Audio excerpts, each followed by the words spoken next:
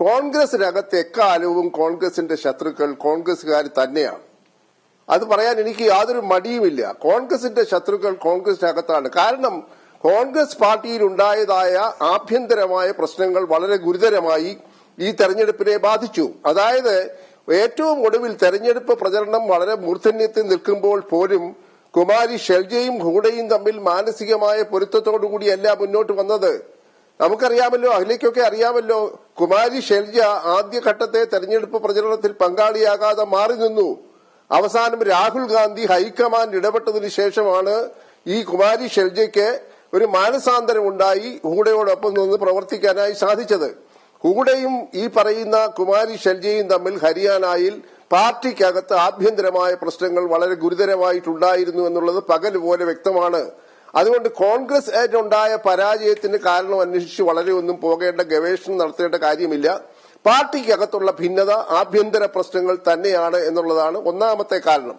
രണ്ടാമത്തെ കാരണം, ഇതിനകത്ത് നോക്കണം അഖില, ബി.ജെ.പിയുടെ സ്ഥാനാർത്ഥികളിലെ ഒരു നല്ല പങ്ക് പുതിയ സ്ഥാനാർത്ഥികളായിരുന്നു, പുതുമുഖങ്ങളായിരുന്നു.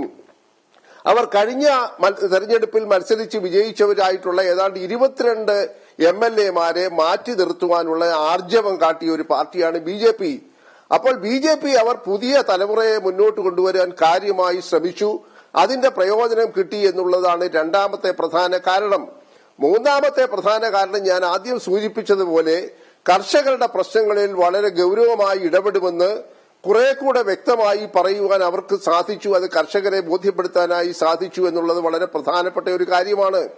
അപ്പോൾ ബി.ജെ.പിയെ സംബന്ധിച്ചിടത്തോളം അവർ നടത്തിയതായ മുന്നൊരുക്കങ്ങളും അവരുടെ പാർട്ടിയിലെ ഐക്യവും അതോടൊപ്പം അവർ ജനങ്ങൾക്ക് നൽകിയതായിട്ടുള്ള വാഗ്ദാനങ്ങളും ആക്ഷരികമായി ജനങ്ങൾ സ്വീകരിച്ചു എന്നതാണ് അതിന്റെ പോസിറ്റീവായിട്ടുള്ള വിലയിരുത്തൽ. നെഗറ്റീവായ വിലയിരുത്തൽ ഞാൻ നേരത്തെ പറഞ്ഞു.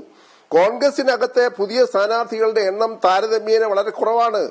അവർ നേരത്തെ മത്സരിച്ചവർക്ക് തന്നെ ആവർത്തിച്ച് സീറ്റുകൾ കൊടുത്തുകൊണ്ടിരിക്കുന്നു. ഇത് കോൺഗ്രസ് പാർട്ടിക്ക് ഹരിയാനയിൽ മാത്രമല്ല, കോൺഗ്രസ് പാർട്ടിക്ക് ഇന്ത്യയിൽ മുഴുവനുള്ള ഒരു ആക്ഷേപവും അല്ലെങ്കിൽ അവർക്കെതിരായിട്ടുള്ള ഒരു നിരീക്ഷണം കോൺഗ്രസിനകത്ത് തന്നെ ഉള്ളതാണ്.